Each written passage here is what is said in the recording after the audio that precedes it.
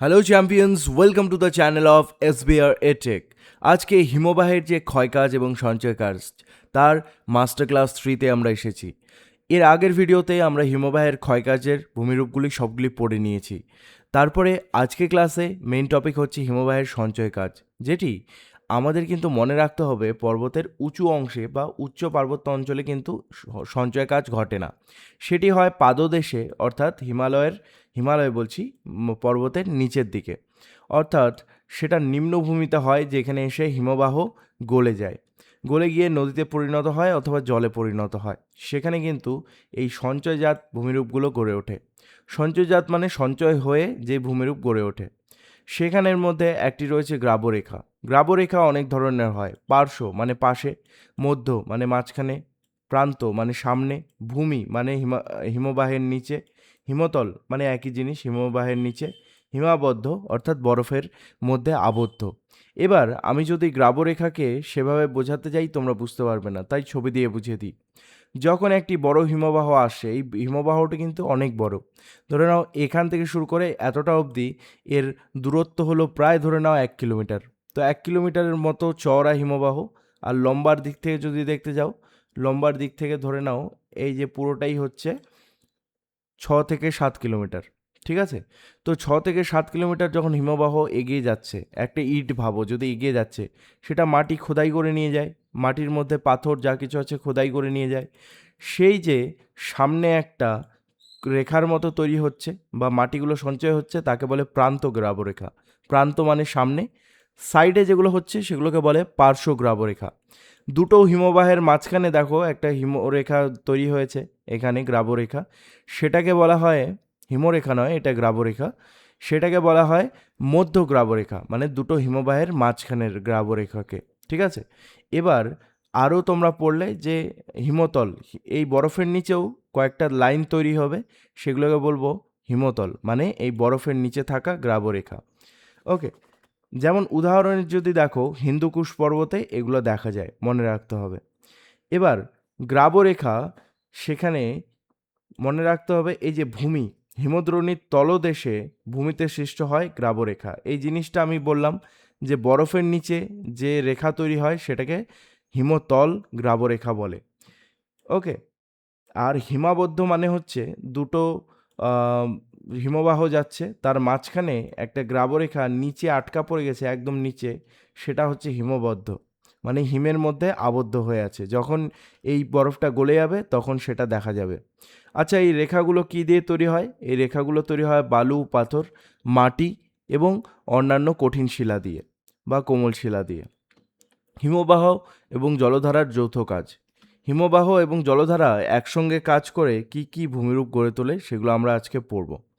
মনে রাখতে হবে হিমবাহের যে বড় সেই বরফের টুকরোটি, মানে হিমবাহ তো একটা বিশাল বড় বরফের টুকরো, সেটা যখন গলে যায় তখন কি হয়? সেটা জল উৎপন্ন হয়।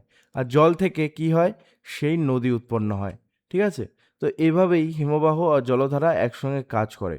সেগুলো কি কি রয়েছে আমরা দেখে নেব। প্রথমে হচ্ছে বিধৌত সমভূমি, যেটাকে আমরা ইংলিশে বলি আউটওয়াশ। মানে হচ্ছে এই যে হিমবাহ এত দূর আসলো, এটা অনেক দূর থেকে ট্রাভেল করে এসেছে। সে সঙ্গে কি নিয়ে এসেছে? অনেক মাটি নিয়ে এসেছে, অনেক বালু নিয়ে এসেছে, এবং এখানে এসে সেটি গলে যাচ্ছে। যখন সেটি গলে যাচ্ছে, সেগুলো কি হচ্ছে? সেই গলে যাওয়া জলগুলো নদীতে পরিণত হচ্ছে, এবং নদীতে পরিণত হয়ে কোথাও মাটি, কোথাও আবার জল, এরকম হয়ে এরকম একটা ভূমিরূপ তৈরি করছে। এটাকেই বলা হয় বহির্বিধৌত সমভূমি। মানে এমন একটা জায়গাতে গিয়ে মিলেছে যে জায়গাটা সমান, এবং সেখানে কোথাও নদী দেখা যাচ্ছে, কোথাও মাটি দেখা যাচ্ছে। এই মাটিগুলো কিন্তু এই হিমবাহ ঠেলে নিয়ে এসেছে। এই জলটি কিন্তু হিমবাহর নিজে গলে তৈরি হচ্ছে। তো এই পুরো এরিয়াটাকে বলবো বহির্বিধৌত সমভূমি, মানে হিমবাহ যেখানে এসে গলে যাচ্ছে এবং সেখানে একটি ভূমিরূপ তৈরি হচ্ছে। কোথায় দেখা যায়? এটা দেখা যায় আইসল্যান্ডে। ওকে, আইসল্যান্ডে দেখা যায়। আর এই সমভূমি থেকে, এই সমভূমি নদী যারা যদি বিচ্ছিন্ন হয় তাহলে সেটাকে বলবো আমরা ভ্যালি ট্রেন। যেমন দেখছো এই যে সমভূমি, একটা বিশাল বড় সমভূমি আছে এখানে, এই পুরো সমভূমিটা নদী দ্বারা কিন্তু বিচ্ছিন্ন হয়ে আছে। এই যে একটা নদী অনেকগুলো নদী বিচ্ছিন্ন করে রাখছে, ভাগ ভাগ করে রাখছে। তো এই পুরো এরিয়াটাকে আমরা বলবো ভ্যালি ট্রেন। ঠিক আছে, আল্পস পর্বতে এটা দেখা যায়। আর আরেকটা কি দেখলাম, আইসল্যান্ডে দেখা যায়। চলো নেক্সট টপিকে আসি। বহির্বিধৌত সমভূমির প্রধান বৈশিষ্ট্য যদি তুমি দেখো, এটি দেখতে বিনুনি আকৃতির হয়, মানে ধরে নাও কোনো মেয়ের চুল যদি খোলা থাকে সেরকম দেখে মনে হচ্ছে যে চুলগুলো খোলা আছে, বা শিকড়ের মতো মনে হচ্ছে, দেখো গাছের শিকড়ের মতো ছড়িয়ে ছিটিয়ে আছে। তাহলে এই যে ভূমির এই বালিগুলো আছে, মাটিগুলো আছে, এগুলো কে নিয়ে এসেছে? সেই হিমবাহই ঠেলে নিয়ে এসেছে। কোথাও গিয়ে উঁচু ভূমি তৈরি করে দিয়েছে, আর তার সাইড দিয়ে হিমবাহর জলগুলো গলে নিচের দিকে চলে যাচ্ছে, যেটা আমরা পরবর্তীতে দেখি। যেমন আমাদের তিস্তা নদী রয়েছে, ঠিক আছে, তিস্তা নদীও কিন্তু এরকম উপর থেকে হিমবাহ গলে তারপরে নিচে এসেছে শিলিগুড়ির দিকে, তারপর সেটি এগিয়ে গেছে। আচ্ছা, তারপরে নদী দ্বারা বিচ্ছিন্ন হয়ে এটি ভ্যালি ট্রেন গঠন করে, আমরা এটা পড়লাম। ওকে, এরপরে ড্রামলিন। ড্রামলিন আরেকটি হচ্ছে ভূমিরূপ, যেটা সেই হিমবাহের সঞ্চয় কার্যের ফলে হয়। হিমবাহ কি কি ঠেলে নিয়ে আসে? মাটি নিয়ে আসে, পাথর নিয়ে আসে, আরও অনেক কিছু নিয়ে আসে, এবং সেটি একটি উঁচু ভূমির মতো দেখতে হয় এরকম, সেটাকে বলা হয় ড্রামলিন। অনেকগুলি ড্রামলিন যদি একসঙ্গে থাকে, মানে অনেকগুলি ভূমিরূপ যদি এরকমভাবে একসঙ্গে থাকে, সেটা দেখতে ডিমের ঝুড়ির মতো লাগে, উল্টানো ডিমের ঝুড়ির মতো, তাই একে বলা হয় ড্রামলিন। এটি আইরিশ শব্দ ড্রোমনিন থেকে এসেছে। ক্ষুদ্রতম শৈলশিরা বোঝায় এগুলো, মানে ছোট ছোট পাহাড় বোঝায়। আচ্ছা, সেই ফটোটি দেখে নিই, যেখানে বলেছে যে এটি ডিমের ঝুড়ির মতো দেখতে।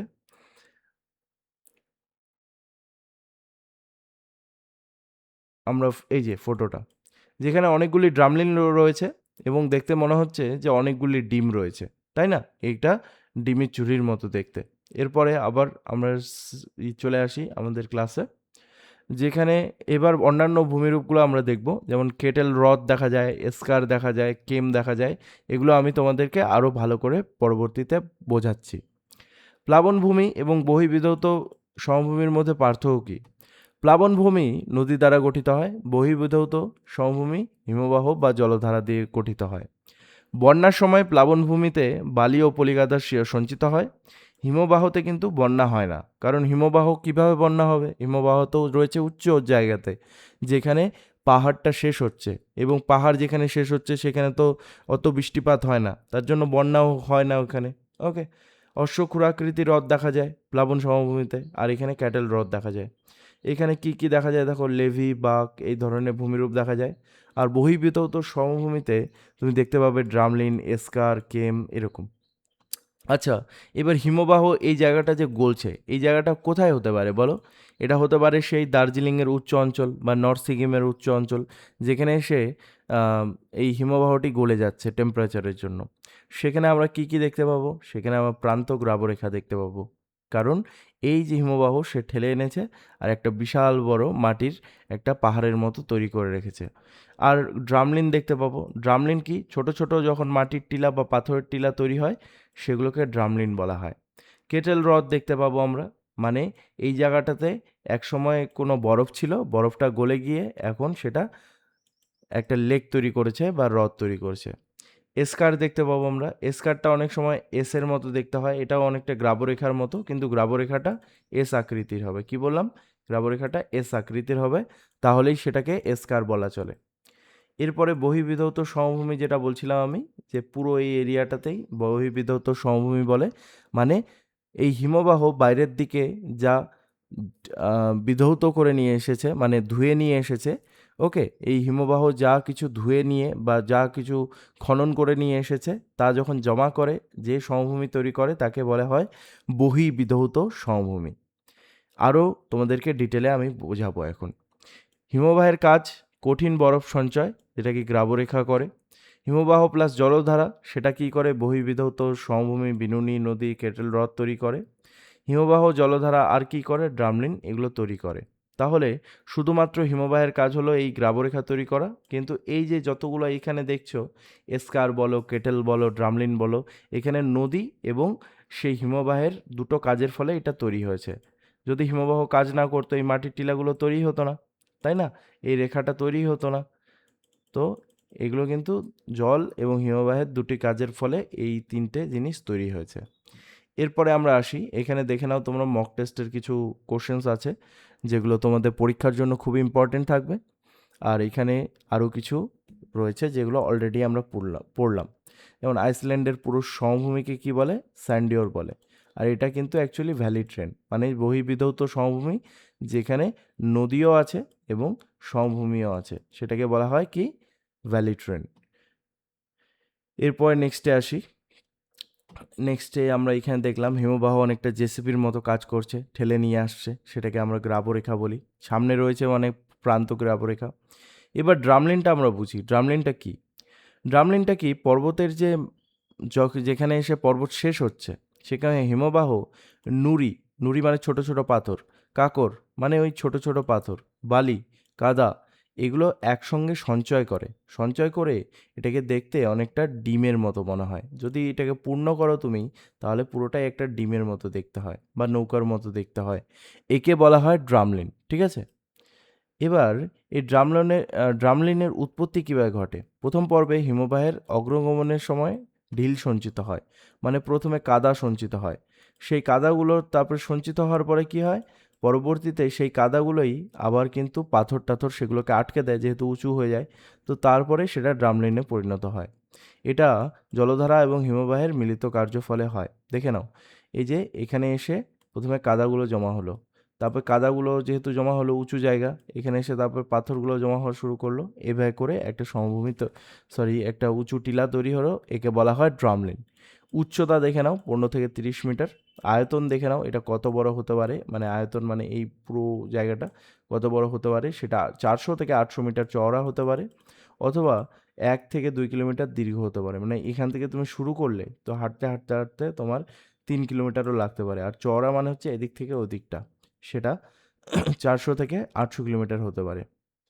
ড্রামলিনের অক্ষটি হিমবাহ প্রবাহের সাথে সমান্তরাল হয়, মানে হচ্ছে ড্রামলিন সমানভাবে তৈরি হয়। হিমবাহ যদি এদিক দিয়ে গেছে, তো ড্রামলিন এভাবেই তৈরি হবে, ঠিক আছে? হিমবাহ যদি উপরের দিকে যেত, তাহলে ড্রামলিন ওই দিকে হতো। ওকে, এরপরে ডিমের ঝুড়ির মতো আমি তোমাদেরকে দেখালাম। এটা মনে রেখো, নিউ ইয়র্ক রাজ্যে একসঙ্গে 10,000 ড্রামলিন যুক্ত ডিমের ঝুড়ি ভূমিরূপ দেখা যায়। কোথায়? নিউ ইয়র্ক রাজ্যে। এরপরে চলে আসি কেম। কেম জিনিসটিও সেম, ঠিক আছে? কেমেও কোনো সেরকম তফাৎ নেই, একই। ড্রামলিনের এটা বিপরীতে। কেম স্থূলীভূত পদার্থ দ্বারা গঠিত, যেখানে মূলত বালি ও কাঁকর থাকে। মানে এখানে তাহলে বালি আর কাঁকরটা বেশি থাকে। এবার আরেকটা জিনিস দেখিনি, পর্বতের পাদদেশে মানে পর্বতের নিচে জলধারাবাহিত ঢিল পদার্থ, সেগুলো জমা হয়ে অনুচ্চ টিলা, মানে ড্রামলিন হয় বেশি উঁচু, ঠিক আছে? আর কেম হয় কম উঁচু। কেম অল্প উঁচু হয়, অতটাও বড় হয় না। তো সেটাকে, টিলাটাকেই বলে কেম। এরপরে আমরা চলে আসি কেম সোপান। কেম সোপান কী জিনিস? এই যে তোমরা দেখতে পাচ্ছ এই জায়গাটা সিঁড়ির মতো লাগছে, ওকে, এটাকেই বলা হয় কেম সোপান। ওকে, এখানে সেরকম বোঝার মতো কিছু নেই, আমি নেক্সটে ভালো মতো আরবার বুঝিয়ে দিচ্ছি। কেমের বৈশিষ্ট্যগুলো তোমরা দেখে রাখতে পারো, আর কোথায় কোথায় কেম দেখা যায় এই দুটো দেখতে পারো, ঠিক আছে? অবশ্যই নোট ডাউন করে নিও। এরপরে এসকার যে আছে, এসকারটা কি? কেমটা আমি বোঝাবো, ঠিক আছে? এসকার যে আছে, এসকারটা কীভাবে হয়? ধরে নাও এই দিক দিয়ে একটা হিমবাহ গেছে, আবার এই সাইড দিয়েও একটা হিমবাহ গেছে। তাহলে যখন এইভাবে গেল, মাঝখানে সেটা একটা রেখা ছেড়ে গেল, ঠিক আছে? কি ছেড়ে গেল? একটা সোজা রেখা। কারণ হিমবাহ তো বাঁকা বাঁকা করে যায় না, হিমবাহ কীভাবে যাবে? সোজা যাবে। আর আরেকটা হিমবাহ, সেও সোজা যাবে। তো মাঝখান লাইনটা কি বাঁকা হবে? অবশ্যই না, মাঝখান লাইনটাও কী হবে? সোজাই হবে। কিন্তু পরবর্তীতে এন্ট্রি হলো আমাদের জলের, মানে হিমবাহ নদী তৈরি হলো। সে কি করলো?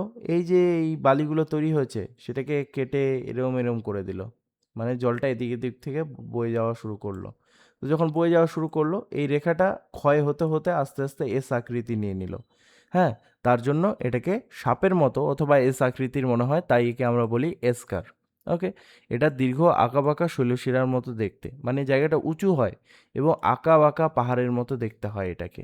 ওকে, তো এটাকে বলা হয় এসকার।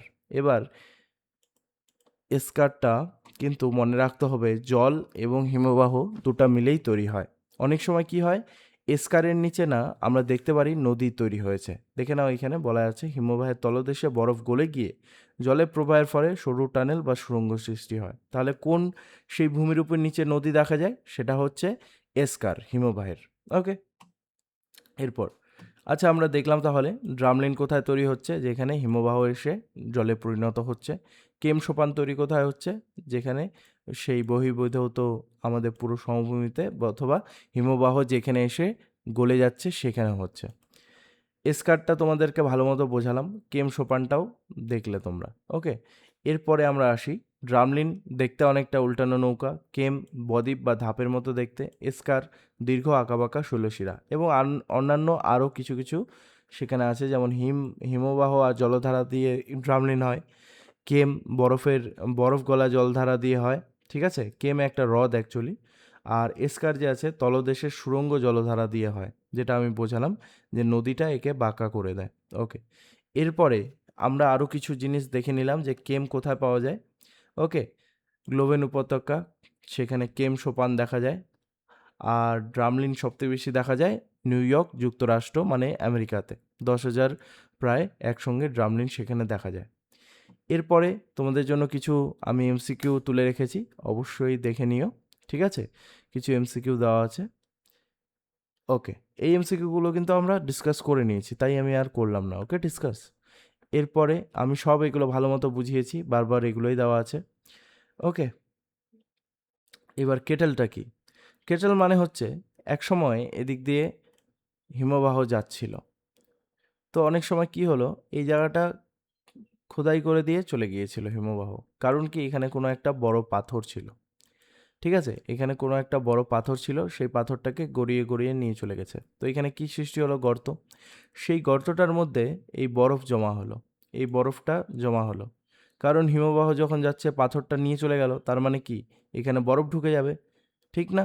সেই বরফটাই যখন গরম পড়লো, সেখানে বরফটাই গলে গিয়ে জল হয়ে গেল এবং সৃষ্টি হলো কেটেল হ্রদের। বুঝতে পারলে? তাহলে এই ফাঁকা স্থানে একসময় কি ছিল? এই সময় একটা পাথর ছিল। সেই পাথরকে গড়িয়ে নিয়ে গেল কে? হিমবাহ।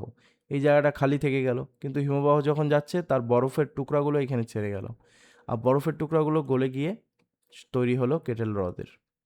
এবার কেটল হ্রদের কিছু বৈশিষ্ট্য এবং হামাক সেটা দেখে নাও। এই যে হামাক কী জিনিস? হামাক হচ্ছে এই হ্রদের পাশে ছোট্ট ছোট্ট উঁচু টিলাকে হামক বলা হয়। তাহলে কেটেল হ্রদের পাশে সেই উঁচু ঢিবিগুলোকে বলে হামাক হ্রদ। ওকে, উত্তর আমেরিকা প্রেরিতে ক্লিয়ার লেক বলে একটি লেক আছে, এটি কিন্তু খুবই বিখ্যাত কেটেল হ্রদ, ঠিক আছে। সেখানে নীল রঙের জল দেখা যায়, পুরোপুরি নীল কালার। ওকে, আচ্ছা, আরেকটি জিনিস ছিল ভার্ব কাকে বলে। এই কেটেল হ্রদের নিচে না পলি সৃষ্টি হয়। পলি মানে কি বলতো? মাটি। মাটিগুলো না লেয়ার লেয়ার পরে সৃষ্টি হয়, মানে একটা মাটি গেল, তারপরে আরও মাটি, এরকম দাগ দাগ সৃষ্টি হয়, এরকম পরপর সৃষ্টি হয়। একে বলা হয় ভার্ব। এই যে দেখতে পাচ্ছ কেটেল হ্রদের নিচে এটা দেখা যায়। ভ্যালি ট্রেন আমি ভালো মতো বোঝালাম, যেই বিধৌত উপত্যকার মধ্যে তুমি দেখতে পারবে নদী এবং সমভূমি দুটোই, সেটাকে বলা হয় ভ্যালি ট্রেন। এবার এই জিনিসটি দেখে নাও তোমরা। হুম, নব কাকে বলে?